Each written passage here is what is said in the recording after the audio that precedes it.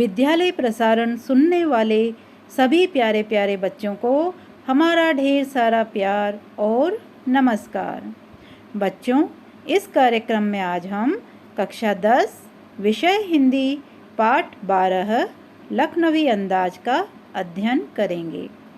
इस पाठ की प्रस्तुति लेकर आ रही हैं आपकी अध्यापिका श्रीमती अनीता मालव, वरिष्ठ अध्यापिका, राजकीय उच्च माध्यमिक विद्यालय कैथुन, और समीक्षक हैं श्रीमती आकांक्षा शर्मा, व्याख्याता, राजकीय बालिका उच्च माध्यमिक विद्यालय तलवंडी कोटा।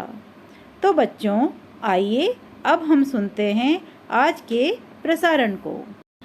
नमस्ते बच्चों, आकाशवाणी के द्वारा प्रसारित विद्यालय प्रसारण कार्यक्रम में आपका स्वागत है।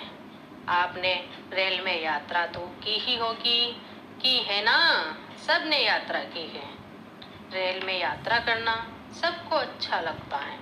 बच्चों, हम रेल में समय बिताने के लिए खाने पीने का सामान साथ में ले जाते हैं, ताकि हम रेल की खिड़की वाली सीट पर बैठकर बाहर के प्राकृतिक नज़ारों को देखते हुए खाने पीने का आनंद उठा सके।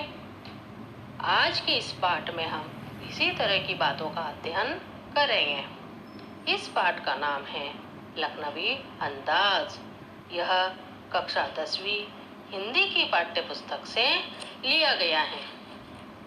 प्यारे बच्चों, इस पाठ को पढ़ने से पहले उस लेखक के बारे में जानना बहुत जरूरी है जिन्होंने इस पाठ को लिखा है।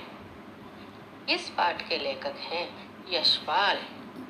इनका जन्म सन 1903 में पंजाब के फिरोजपुर छावनी में हुआ। इन्होंने अपनी प्रारंभिक शिक्षा कांगड़ा में ग्रहण की। जब लेखक लाहौर के नेशनल कॉलेज से बीए कर रहे थे, उस समय इनका परिचय भगत सिंह और सुखदेव से हुआ। भगत सिंह और सुखदेव क्रांतिकारी सेनानी थे। लेखक भी इनसे प्रेरित होकर स्वाधीनता आंदोलन में शामिल हो गए। इसी कारण इन्हें जेल भी जाना पड़ा। धीरे धीरे इनका झुकाव समाजवादी चिंतन की ओर होता चला गया। सन 1976 में इनका देहांत हो गया। इनका झूठा सच उपन्यास भारत विभाजन की त्रासदी का मार्मिक दस्तावेज है, अर्थात मन को छू लेने वाला दस्तावेज है। इनके प्रमुख उपन्यास अमिता, दिव्या, पार्टी कामरेड, दादा कामरेड, मेरी तेरी उसके बाद प्रमुख हैं। प्यारे बच्चों, लेखक ने इस पाठ में 2 बातों पर जोर दिया है कि क्या किसी घटना, कथन या पात्रों के बिना ही कहानी लिखी जा सकती है। दूसरी बात में लेखक ने सामंती वर्ग पर व्यंग्य किया है, जो वास्तविकता को स्वीकार नहीं करते कि हम सामंत, नवाब, जमींदार या जागीरदार नहीं रहे। आज भी हमारे समाज में ऐसे व्यक्ति हैं जो बनावटी जीवन जीते हैं कि हम सामंत हैं, हम नवाब हैं, लेकिन सच तो यह है कि यह अपनी झूठी शान शौकत का दिखावा करते हैं। बच्चों, पाठ का नाम लखनवी अंदाज से ही हमें यह समझ आ गया कि इस पाठ का लखनऊ शहर से संबंध रहा होगा। हाँ, बिल्कुल सही समझे आप। लखनऊ का नवाबी अंदाज अपनी अलग ही पहचान रखता है। इसी शहर पर कुछ पंक्तियाँ आपको सुना रही हूँ। कोई सवाल तो कोई जवाब सा लगता है, ये मेरा शहर है लखनऊ है, यहाँ हर शख्स नवाब सा लगता है। आप लखनऊ के बारे में क्या जानते हो? ये बताओ कि फलों का राजा किसको कहते हैं? बच्चों, फलों का राजा आम को कहते हैं और लखनऊ भी दशहरी आम के बागों के लिए प्रसिद्ध है। बच्चों, पाठ के अनुसार मुफस्सिल लखनऊ शहर की एक जगह का नाम है। उसी मुफस्सिल की एक सवारी रेल अपनी मंजिल तक जाने के लिए रवाना हो रही थी और हॉर्न की पुकार भर रही थी। ऐसा लग रहा था कि मानो वह सवारियों को अपनी अपनी मंजिल तक ले जाने के लिए पुकार रही हो। बच्चों, लेखक को भी पास के ही शहर में जाना था, तो सोचा द्वितीय श्रेणी यानी सेकंड क्लास का टिकट ले लेता हूँ। भीड़ भी कम होगी और आराम से खिड़की के पास बैठकर बाहर के प्राकृतिक नजारों का आनंद लेते हुए नई कहानी के बारे में भी सोच लूंगा। इसलिए लेखक ने सेकंड क्लास का टिकट ले लिया। तभी गाड़ी अपना स्टेशन छोड़ने वाली थी। लेखक ने सेकंड क्लास के एक डिब्बे को खाली देखकर वह दौड़ते हुए उस डिब्बे में चढ़ गए। लेकिन जैसा सोचकर उस डिब्बे में चढ़े थे वैसा नहीं हुआ। लेखक क्या सोचकर डिब्बे में चढ़े थे? कि डिब्बा निर्जन होगा, यानी खाली होगा। बच्चों, बताओ लेखक ने डिब्बे में क्या देखा? लेखक ने डिब्बे में देखा कि एक सीट पर नवाबी नस्ल के एक सज्जन पुरुष यानी सभ्य व्यक्ति पालती मारकर आराम से बैठे हैं और सामने तौलिए पर 2 ताजे खीरे रखे हैं। उस डिब्बे में हमारे सहसा यानी अचानक आ जाने से उनके एकांत में बाधा का असंतोष दिखाई दिया। लेखक सोचने लग गए कि हो सकता है ये भी मेरी तरह नई कहानी के बारे में सोच रहे हो या खीरे जैसी सामान्य खाद्य पदार्थ का शौक करते देखने की वजह से शर्म महसूस कर रहे हो। नवाब साहब ने लेखक के साथ यात्रा करने का उत्साह नहीं दिखाया, तो लेखक ने भी अपना आत्मसम्मान बनाए रखने के लिए नवाब साहब के सामने वाली सीट पर बैठकर खिड़की के बाहर देखने लग गए। रेल में लेखक खाली बैठे थे, तो वह नवाब साहब को हुई असुविधा और संकोच के बारे में सोचने लग गए कि हो सकता है नवाब साहब ने अकेले यात्रा करने और पैसों की बचत करने के कारण सेकंड क्लास यानी द्वितीय श्रेणी का टिकट लिया हो। लेकिन अब उनको ये अच्छा नहीं लग रहा कि उसी शहर का सफेद पोश यानी कोई सभ्य व्यक्ति उन्हें मंझले दर्जे के डिब्बे में यात्रा करते देखे और अकेले सफर का समय बिताने के लिए ही खीरे खरीदे होंगे। अब नवाब साहब किसी सभ्य व्यक्ति के सामने खीरा कैसे खाए? क्योंकि लखनऊ के नवाब अपनी रईसी और शानो शौकत के लिए बहुत प्रसिद्ध हैं। मंझले दर्जे में यात्रा करना उनके लिए सम्मान की बात नहीं मानी जा सकती। इसी कारण नवाब साहब खीरा खाने से भी संकोच कर रहे होंगे। बच्चों, खीरे को साधारण खाद्य पदार्थ क्यों कहा गया है? इसलिए कि खीरे की तुलना मध्यम श्रेणी के लोगों एवं गरीब लोगों के खाने से की गई है। लेखक नवाब साहब को कनखियों से देख रहे थे, यानी तिरछी नजरों से देख रहे थे। नवाब साहब ने अचानक हमसे कहा, आदाब अर्ज, जनाब खीरे का शौक फरमाएंगे? बच्चों, आदाब अर्ज अरबी भाषा का शब्द है। किसी का अभिवादन करने के लिए इस शब्द का प्रयोग किया जाता है। यानी नवाब साहब कहते हैं कि नमस्कार जनाब, खीरा खाओगे? लेखक को नवाब साहब का अचानक इस तरह व्यवहार में परिवर्तन अच्छा नहीं लगा। मैं समझ गया कि आप मेरे सामने अपनी नवाबी शान बनाए रखने के लिए हमें साधारण व्यक्ति समझ रहे हो। हमने भी जवाब दिया, धन्यवाद, आप ही खाइए।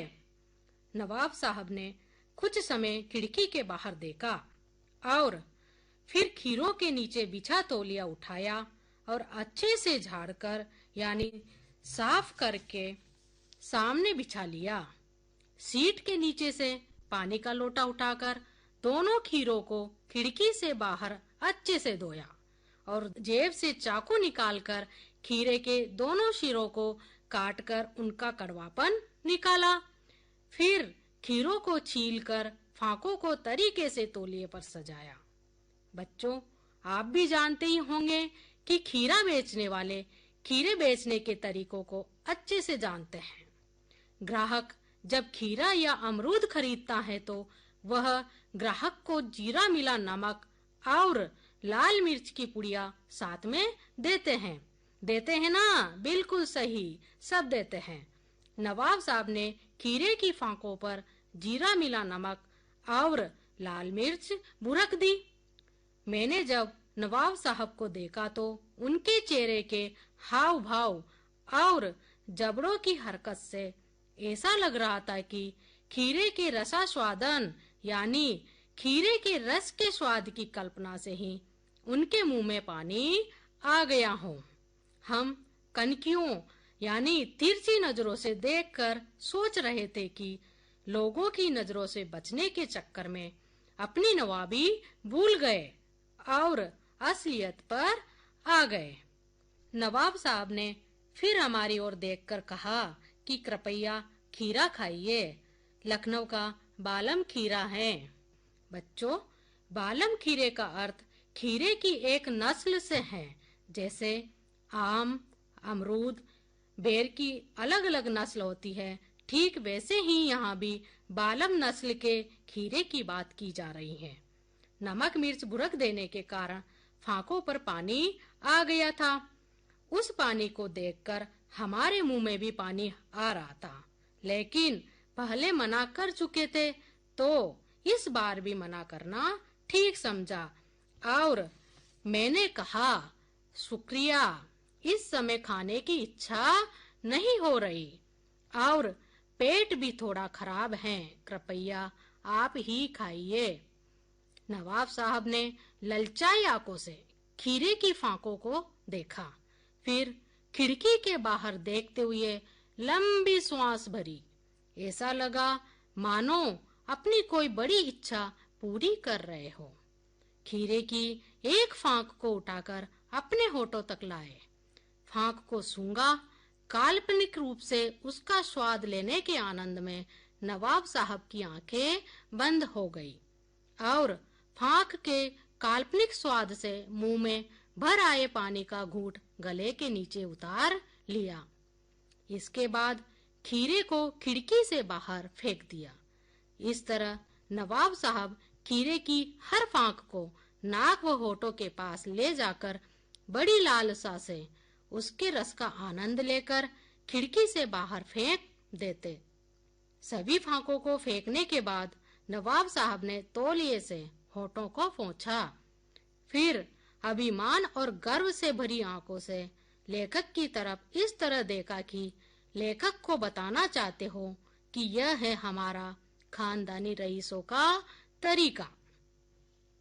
लेखक कहते हैं कि हम देख रहे थे खीरा खाने के इस तरीके को और सोच रहे थे कि खीरा खाने के इस तरीके को छोटा और बढ़िया कहा जा सकता है, परंतु क्या इस काल्पनिक स्वाद से पेट भर सकता है? तभी नवाब साहब ने पेट भरने की डकार ली और लेखक की तरफ देखकर कहते हैं कि खीरा स्वादिष्ट तो बहुत होता है, लेकिन पचने में बहुत समय लगाता है, आसानी से पचता नहीं है।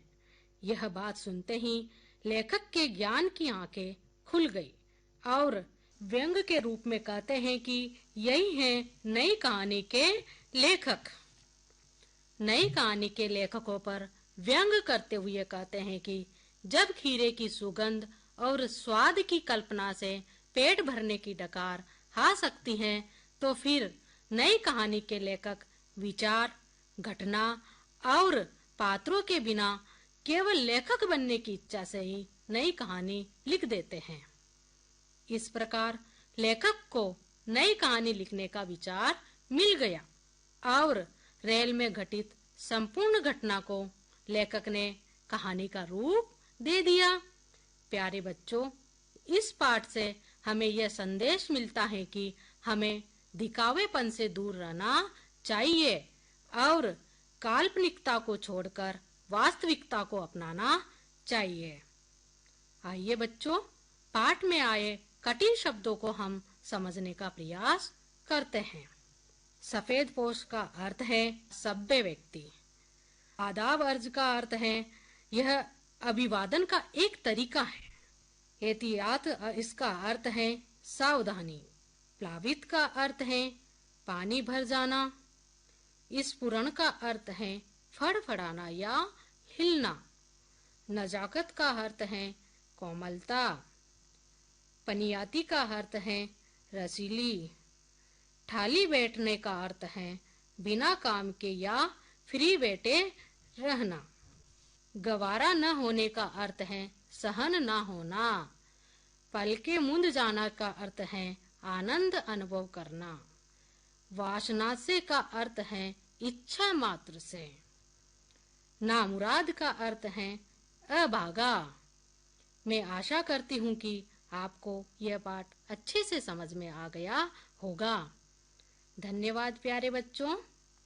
तो प्यारे बच्चों, आकाशवाणी कोटा के चंबल चैनल के इस कार्यक्रम से अब राजेश महावर को भी दीजिए अनुमति। अगली बार अलग से कुछ और जानकारी लेकर आएंगे। तब तक पढ़ते रहिए, स्वस्थ रहिए, बढ़ते रहिए, मस्त रहिए। नमस्कार।